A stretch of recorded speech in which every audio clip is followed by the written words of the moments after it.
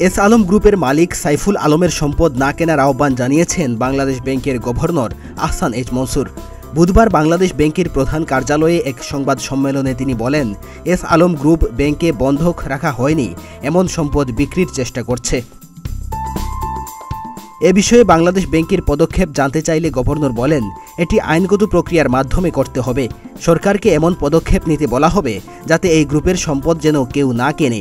এ সম্পদ বিক্রি করে আমানতকারীদের অর্থ ফেরত দেওয়া হবে। গভর্নর বলেন, এস আলম ইতিহাসের প্রথম ব্যক্তি যে সুপরিকল্পিতভাবে ব্যাংক লুট করেছে। এমন সুপরিকল্পিতভাবে পৃথিবীতে কেউ ব্যাংক ডাকাতি করেছে কিনা তা জানা নেই।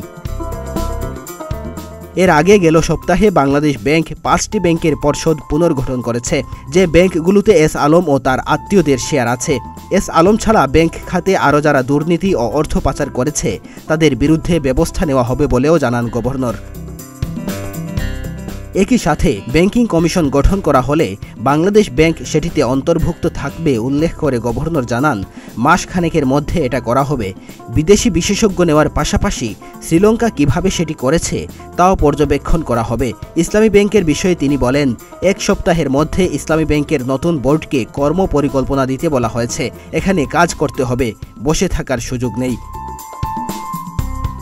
ইসলামী ব্যাংকে কেন্দ্রীয় ব্যাংক থেকে সব ধরনের সহায়তা দেওয়া হবে জানিয়ে ড মনসুর বলেন, তারা সহায়ক ভূমিকা পালন না করলে বোর্ড আবার চেঞ্জ করা হবে।